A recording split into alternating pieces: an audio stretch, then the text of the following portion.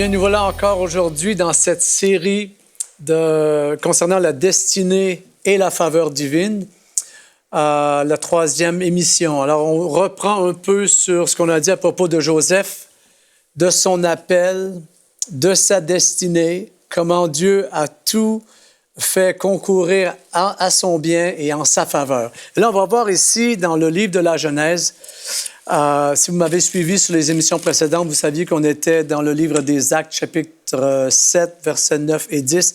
Mais là, je voudrais vous ramener dans la Genèse, à l'origine de l'histoire de Joseph, lorsque il se présenta devant Pharaon, lui donna l'explication du rêve que Pharaon avait fait, qui était bien sûr relié avec la destinée, le futur, l'avenir, non seulement de toute l'Égypte, mais de toute cette région du Moyen-Orient, car une grande famine était sur le point de venir et Dieu voulait préparer son peuple, en fait, la famille de Jacob, donc la famille de Joseph, voulait les protéger en sauvant, bien sûr, l'Égypte. Il voulait les protéger eux aussi. Donc, on va voir ici, lorsque Joseph, dans le livre de Genèse, chapitre 41, à partir du verset 43, lorsque Joseph donne au Pharaon toute l'explication, et non seulement lui donne l'interprétation du rêve, mais lui donne en même temps la stratégie à suivre. Alors, c'est ce qui a probablement fait que Pharaon s'est dit, lui, c'est lui. Pas probablement, mais c'est ce qui a fait que Pharaon s'est dit, c'est lui l'homme de la situation, puisque Pharaon a dit, est-ce qu'on a trouvé en Égypte un homme dans lequel l'Esprit de Dieu se trouve comme dans lui, comme en lui? Voyez-vous, même quelqu'un d'aussi versé dans les sciences occultes, voire même dans la magie, dans toutes les formes de divinité, de sciences noires, magie blanche, peu importe, que Pharaon, lui, trouve dans Joseph l'esprit du vrai Dieu, l'esprit du Dieu Tout-Puissant. Alors, c'est ce qui a fait se déclencher chez Pharaon la certitude que Joseph était l'homme de la situation. Et moi, je vais vous dire quelque chose. Quand on est dans la poursuite de sa destinée, qu'on passe par ces saisons de faveur divine, il y a, à un moment donné, il y a un but culminant à tout ça. On ne peut pas juste aller d'histoire en histoire, de miracle à miracle. Dieu a un but au travers de tout ça. Dieu a un but au travers de notre vie. Dieu ne va pas que nous donner des expériences qu'on rajoute à notre liste de bénédictions, là, sur notre liste. Moi, j'en ai eu 10, moi, j'en ai eu 20. Tu as vu les miracles que j'ai eus? Non. Il y a un but à tout ça. C'est l'avancement du royaume de Dieu.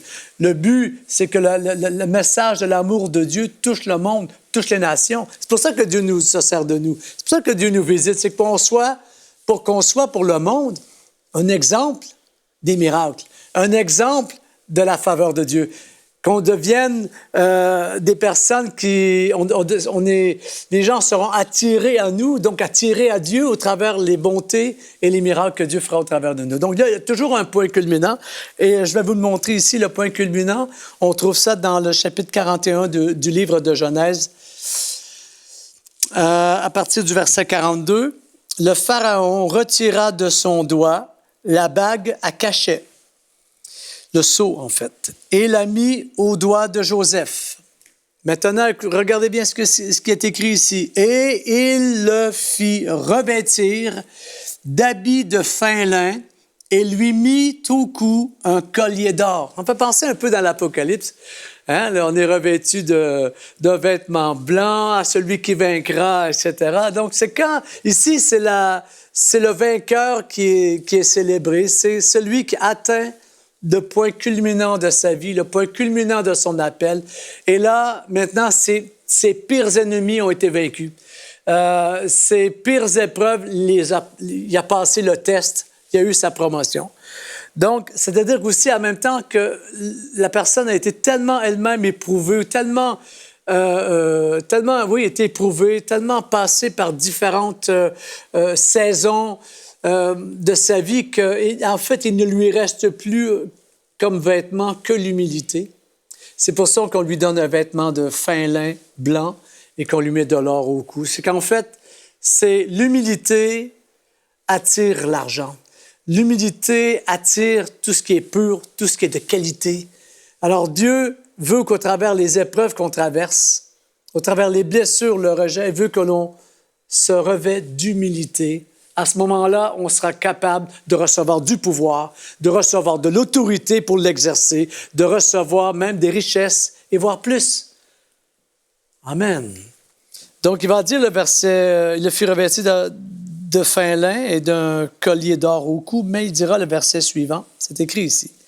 Et le Pharaon fit monter sur le second de ses chars, Joseph. Et on criait devant lui Abrec. Et c'est ainsi que Pharaon le nomma intendant de toute l'Égypte. On le fit monter sur un char à la suite de Pharaon. Et l'on criait Abrec. Et je me suis dit, mais qu'est-ce que ce mot-là, Abrec? Et Abrec, c'est un mot dont l'origine, elle était un peu discutable. On ne sait pas si c'est de l'égyptien ou c'est de l'ancien hébreu, qui était un mot hébreu qu'on a mis en égyptien ou vice-versa. Mais en fait, ça veut dire silence, à genoux, le voici, c'est lui, Hosanna, ainsi de suite. Donc, quand le Pharaon mit Joseph sur ce char à sa suite, les gens ont dû se baisser devant Joseph. Et là, il y a eu son élévation ultime. Là, il y a eu l'assermentation, il y a eu tout ce qui lui était nécessaire pour pouvoir régner et entrer dans une dimension vraiment de royaume au niveau du pays. Et je vous dis qu'il y a une onction qui est donnée par Dieu, qu'on appelle l'onction du Abrec.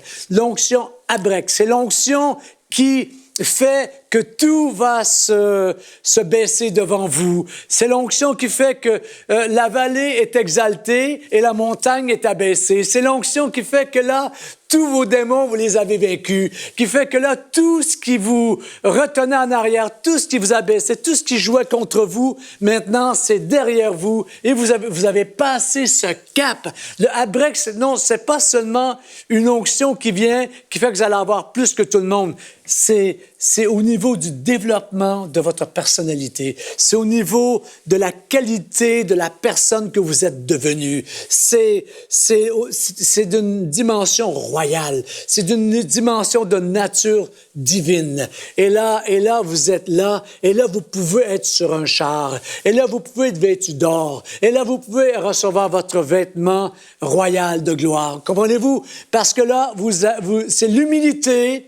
C'est l'épreuve, c'est la blessure, c'est tout ce que vous avez traversé, mais que vous êtes resté pur devant Dieu, vous êtes resté fidèle devant Dieu, vous avez gardé l'amour, la compassion, la passion pour les autres, et c'est ce qui fait que là, ça maintenant, ça vous donne d'être promu. L'onction du Abrec, c'est l'onction de la promotion ultime. Amen. Où là, Dieu vous donne le pouvoir, vous met en selle, et là, tout ce qui vous reste après à faire, c'est aller et accomplir la volonté de Dieu. Il y a une onction d'Abrec qui vient chez des gens. Il y a une onction d'Abrec qui vous attend dans votre vie. Peut-être au niveau de ministère, peut-être au niveau des affaires, peut-être au niveau de vos rêves, de vos plans, et ainsi de suite. Il y a une onction d'Abrec. Et cette onction-là, cette promotion-là ne peut que venir de plus haut que vous.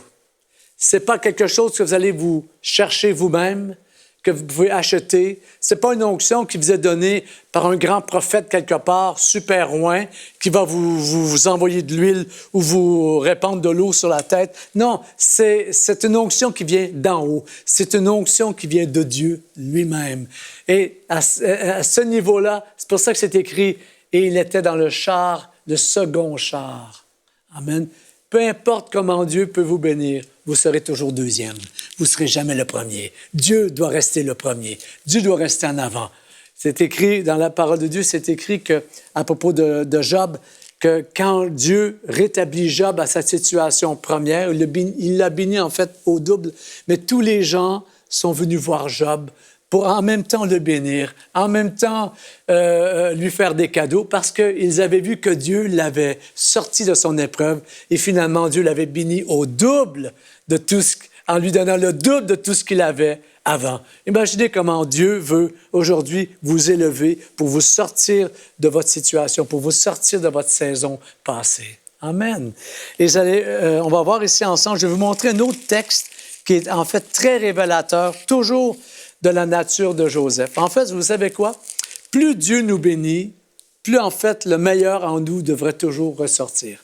La bénédiction de Dieu, c'est pas pour nous pourrir. C'est pas pour nous, comme on dit au Québec, gâter, pourrir. Hein? Non, au contraire, plus Dieu nous bénit, plus Dieu nous favorise, plus on est meilleur, plus on devient à la nature de Christ, à la personnalité, au caractère de Christ. Et on va retrouver ici un peu plus loin, quand les frères de Joseph vinrent en Égypte pour venir chercher la nourriture. Qu'est-ce qui est arrivé? À un moment donné, lui, Joseph, il a reconnu ses frères. Ses frères ne l'ont pas reconnu parce que Joseph n'était plus vêtu ou n'avait plus la barbe comme les Hébreux. Il avait l'air d'un Égyptien, avec tout son pouvoir, toute sa cour autour de lui, toute cette gloire qui l'entourait, plus vêtu avec de l'or et avec l'autorité de Pharaon en tant que gouverneur. Ses frères ne l'ont pas reconnu, mais lui les a reconnus. Alors, dans un premier temps, Joseph a voulu tester ses frères. Il a voulu savoir ce qu'ils étaient devenus. Alors, on connaît la suite, ils restent, ils vont garder un de leurs petits frères, etc., le Benjamin. Et là, à un moment donné, dans toute cette affaire-là, Joseph ne peut plus éprouver ses frères. Il doit se révéler à eux. Et à un moment donné, on va voir, Joseph, il se met à pleurer. On voit ça au chapitre 45, à partir du verset 1. Joseph ne pouvait plus se contenir devant ceux qui se tenaient auprès de lui et il s'écria « Faites sortir tout le monde ». Et après, il se mit à pleurer, il a sangloté, tellement que même la maison de Pharaon l'entendit pleurer. C'est pour vous montrer à quel point sa souffrance ou son amour pour ses frères était fort. Et là, il leur a dit « Mes frères, c'est moi, Joseph ». Il leur parla dans leur langue. Il dit, c'est moi, Joseph, je suis votre frère. Et là, eux, ils étaient là, ils ne savaient plus quoi penser. Il dit, oui, c'est toi, tout ça. Il dit, approchez-vous, approchez-vous. Et là, il les aima. Et moi, ce que Dieu m'a montré, c'est que lorsque Joseph a pleuré, il expia leur faute. Parce que ses frères se sont sentis coupables. Ils ont dit, oh, lui, qu'est-ce qu'on lui a fait? On voulait même le tuer. Oh, merci mon Dieu, on ne l'a pas tué. Et alors, il se culpabilisait. Lui, il leur a dit, non, mes frères, ne vous en voulez pas. C'est Dieu qui m'a envoyé au-devant de vous. C'est Dieu qui m'a mis ici. Car il y a une grande famine qui vient. Ça va être terrible. Mais Dieu m'a envoyé au-devant de vous pour vous sauver la vie. Vous, mon père et toute la famille. C'est pour cela que j'avais des rêves. C'est pour ça que j'avais des visions. Vous ne compreniez pas, parce que même moi, je ne le comprenais pas. Mais aujourd'hui, je vois. Et Joseph, en faisant ça, il a pardonné ses frères. Il a expié pour eux leurs fautes. Son amour était tellement grand parce qu'il avait compris le plan de Dieu. Alors, il a pardonné ses frères. Il a expié leurs fautes. Il a fait quelque chose encore de plus grand. Il a réécrit leur passé. En les pardonnant, en leur déversant son amour, il a réécrit leur passé. Il n'a pas voulu que ses frères se culpabilisent avec tout ce qu'il lui avait fait. Il leur a donné une perspective divine à toute l'histoire qui s'était passée. Et je suis certain, la Bible ne dit pas, mais je suis probablement certain que Potiphar a dû revoir Joseph un jour. Et Joseph a dû dire à Potiphar, « Ah, toi, ce que ta femme m'a fait, c'était du mensonge, ce qu'elle a dit, mais regardez, c'est parce que Dieu me voulait ici. » Et ainsi de suite. Il a peut-être qu'il aurait même dit à Potiphar, « Merci, Potiphar, de m'avoir envoyé en prison, car c'est vraiment comme ça que j'ai rencontré Pharaon. » Voyez-vous, comment est-ce que quand Dieu te bénit, tu as ton abrec de Dieu sur ta vie, que tu as ta promotion, c'est pas pour écraser les autres après. Au contraire, c'est pour aider les autres. Et même ceux qui t'ont fait mal, et même ceux qui t'ont méprisé, et ainsi de suite, eux, tu leur tendras la main et tu vas les justifier, tu vas les pardonner, tu vas faire en sorte qu'ils ne gardent aucune culpabilité dans leur conscience, dans leur cœur par rapport à ce qu'ils t'ont fait. Et ça, je veux dire, ça, c'est une qualité suprême. C'est une qualité suprême. Ça demande vraiment une grâce particulière de Dieu et la nature de Christ en nous pour y arriver. Parce qu'il va dire à ses frères au verset 7 du chapitre 45 de Genèse, « Dieu m'a envoyé en avant de vous pour vous assurer un reste dans le pays et pour vous permettre de rester en vie par une grande délivrance. Oh, wow! Là, pourquoi Joseph, il ne leur en veut plus à ses frères? Pourquoi Joseph ne leur tiendra pas rigueur? C'est que Joseph a compris le plan de Dieu. Et beaucoup de gens sont dans le ministère, beaucoup de gens font des choses pour Dieu, parfois sans comprendre le plan de Dieu dans lequel ils sont, ou parfois sans comprendre la réalité de la dimension, de la saison dans laquelle on est. Alors les gens, ils sont bénis, ou les gens sont peut-être même promus, peut-être Dieu fait des choses extraordinaires, mais s'ils n'ont pas compris ça, ils vont grandir ou avancer en tenant toujours rancune pour le passé. Il faut laisser aller le passé. Il faut réécrire le passé. Il faut réécrire le passé des autres. Il faut être capable de penser aux autres sans toujours ramener ce qu'ils nous ont fait. Voir là-dedans le côté de Dieu. Hein, ça nous a rendus meilleurs. Ça nous a amenés sur nos genoux. Ça nous a amenés à crier à Dieu, dire, Seigneur, moi, j'ai pas de mon amour humain, j'en ai plus pour eux. Donne-moi de ton amour divin, qui est tellement meilleur, en fait, pour que je puisse aimer mes ennemis et bénir ceux qui me maudissent. Et verset 8, le verset suivant, il dit, en fait, ce n'est pas vous qui m'avez envoyé ici. Oh, Joseph! Quand tes frères t'ont... Mais tu t'en souviens pas quand tes frères t'ont jeté dans la citerne que tu criais, non, et tu avais à peine 15 ou 16 ans, tu étais un petit jeune dans la maison, un ado, et tu criais, non, laissez-moi sortir, et tu étais là dans la citerne, et qu'on était en train de comploter pour soit te tuer, tout ça, et qu'après on t'a vendu comme un esclave. Hein, Joseph? Mais Joseph dit, non, non, c'est pas ça mon histoire. Mon histoire, c'est qu'en fait, ce n'est pas vous qui m'avez envoyé ici, c'est Dieu. Oh, je comprends, j'ai compris qu'au travers des souffrances, qu'au travers de la fournaise de l'épreuve, oui, j'ai été dans la fournaise, mais j'ai pas été consumé par le feu de la fournaise. Au contraire, j'ai été épuré et je suis sorti de la fournaise encore plus pur et même meilleur. Il dit, en fait, ce n'est pas vous, mais c'est Dieu qui m'a envoyé ici. Et c'est Dieu qui l'a fait. Et il m'a fait père pour Pharaon, maître de toute sa maison et gouverneur de toute l'Égypte. Oui, il va même se donner le titre de père. C'est maintenant, il avait le pouvoir même d'enfanter, de donner vie. Il était devenu même un patriarche, un ancien en Égypte malgré son jeune âge. Quand tu comprends, quand l'Esprit de Dieu te donne une relecture des événements passés, tu vas pouvoir mieux te situer dans le plan de Dieu. Quand tu comprends le plan, tu as une bonne lecture du passé et que tu entres dans ta destinée et que tu reçois cette onction du Habrek, tu vas réécrire l'histoire. Alléluia. Tu vas voir tout dans une perspective extrêmement divine. Tu ne mélangeras plus nécessairement la culture, les traditions, les vengeances avec tout ce que Dieu te donne. Tu deviendras quelqu'un de plus en plus pur, de plus en plus, pur avec ce que Dieu t'a donné. Il dit, c'est pas vous qui m'avez envoyé ici, c'est Dieu. Dieu s'est servi de vous. Dieu s'est servi de vous pour m'envoyer jusqu'ici. Et ça, on voit que c'est la qualité d'un homme ou d'une femme que Dieu a touché. Qu'en fait, il réalisera lui-même que ce n'est que par grâce et par faveur qu'il est là où il est. Parce que lui-même, tout le temps qu'il était là-bas, n'avait pas compris le plan de Dieu. Il essayait de comprendre ses visions, ses révélations de sa jeunesse. Qu'est-ce que je fais ici? Moi, je suis en prison. Qu'est-ce que je fais dans cette situation-là? Souviens-toi de moi, là, Monsieur le valet. Vous allez retourner près de Pharaon. Souvenez-vous de moi, hein? J'ai pas d'affaires ici. Moi, c'est une erreur. C'est une erreur judiciaire. Je suis pas d'ici. Et le serviteur de Pharaon l'oublia longtemps, très longtemps.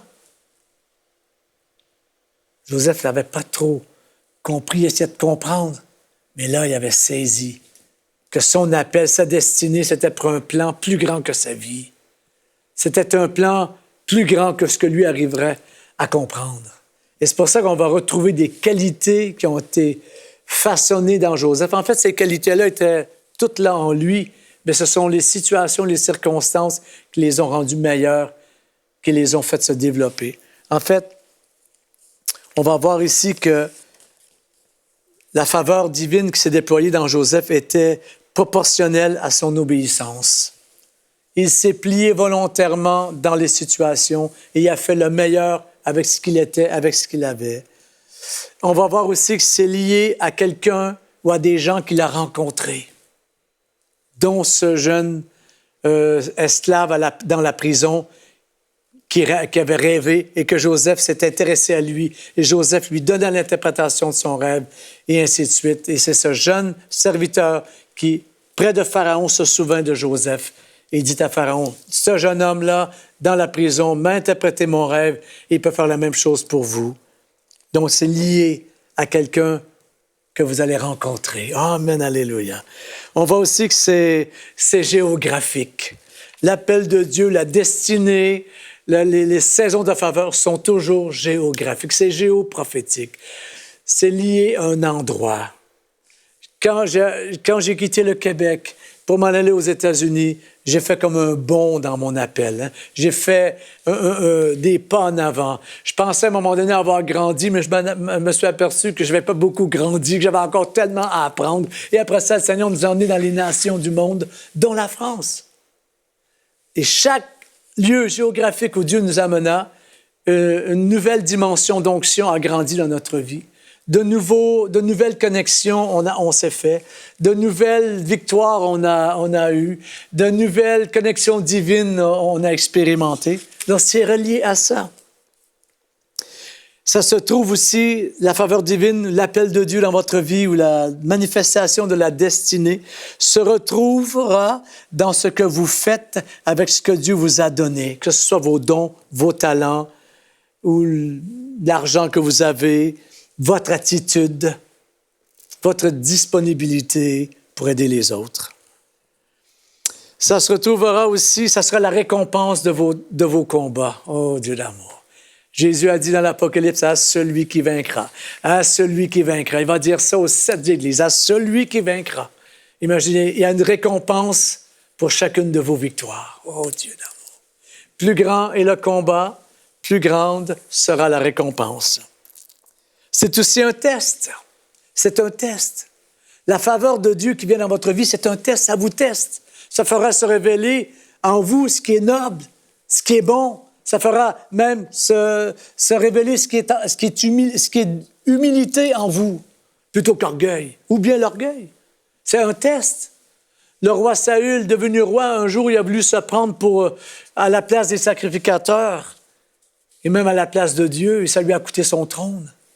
Et après, les démons se sont mis à le remplir. Il n'y avait que de la colère et de la haine, un esprit de vengeance et de meurtre, tellement qu'il voulait même s'en prendre à David. La faveur de Dieu pour lui, ça a été un test, il l'a perdu. Mais vous, tout comme moi, on ne perdra pas le test. On va passer le test. On est éprouvé comme l'or. Cette bonne œuvre que le Dieu a commencée en nous, il va la terminer, la Bible nous dit, et il va la rendre parfaite. Et la Bible dit aussi que toute chose concourt au bien de ceux qui aiment Dieu, qui sont appelés selon son dessein. Alléluia! Qu'est-ce que j'ai écrit aussi? C'est un autre truc. Oh oui, si, c'est ça. La faveur divine est une force d'attraction prophétique nécessaire à l'aboutissement de tout ministère chrétien.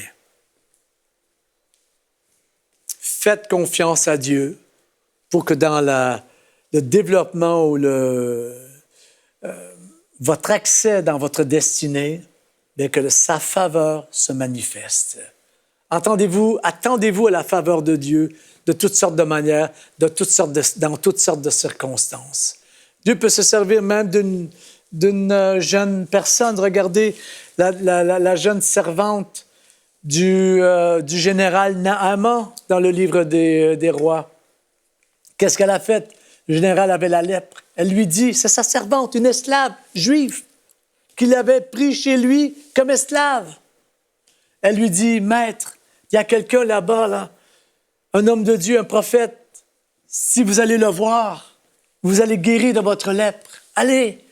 Et il a écouté ce que la jeune esclave lui a dit. On ne connaît pas le nom de cette jeune fille, mais elle était un moyen de Dieu pour amener un des plus grands miracles de l'Ancien Testament chez cet homme pour qu'il soit guéri de la lèpre. Parfois, des gens qui ont l'air de rien peuvent être la plus belle porte, la plus grande porte à des courants de bénédiction de Dieu pour votre vie. Parfois, on pense que ce sont les grandes portes qui nous ouvrent la voie sur les plus belles bénédictions. Parfois, c'est une petite porte de rien. Parfois, c'est peut-être juste un portier, justement. Portons attention à ça. Joseph, lorsqu'il fut béni, lorsqu'il fut élevé, lorsqu'il fut promu, lorsqu'il reçut son abrec de Dieu, où les gens se mettaient à genoux devant lui, il était presque comme une divinité devant les Égyptiens. Il n'a pas laissé ça l'enfler d'orgueil, il est resté toujours humble. Il aurait pu punir ses frères, leur en faire voir de toutes les couleurs, leur faire mordre la poussière. À un moment donné, c'était plus fort que lui, il ne pouvait plus. Il s'est mis à pleurer. Il ne pouvait plus se retenir. Il n'y avait aucune méchanceté en lui.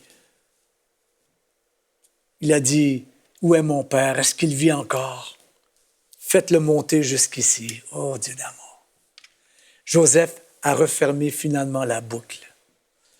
15 ans, 20 ans de sa vie à galérer dans les prisons, dans l'esclavage, dans les injustices, les montagnes russes, les hauts, les bas, pour finir et dire, « Je veux revoir mon père. Je veux revoir mon père. Allez me le chercher. » Il est écrit que lorsque Jacob apprit que son fils était encore en vie, son esprit reprit vie. Oh, alléluia! La boucle put enfin se fermer. Et Jacob et tous ses enfants, ses serviteurs, ses servantes et le bétail vinrent jusqu'en Égypte et on leur donna le pays, la province de Goshen, pour qu'ils puissent aller là, se reproduire. Et Dieu les a fait se multiplier par milliers, plus qu'au centuple, par milliers. Et Joseph a pu refermer la boucle de toute son histoire. C'est ce que Dieu voudrait, que l'on referme la boucle, que l'on libère les gens de toutes les souffrances qu'ils ont pu nous causer. Il faut pardonner, il faut libérer. Pardonnez et vous serez pardonné. Donnez et vous sera donné. Ne retenez rien. Et quand vous êtes béni, tout ce que vous voulez, c'est bénir, même vos ennemis. Vous voulez même leur donner une chance à eux. Oh, ils peuvent. Dieu est un Dieu de grâce, ils peuvent changer. Toujours vous souvenir que les gens peuvent changer. Si les gens vous ont déçus, les gens aussi peuvent vous réjouir. Les gens peuvent changer.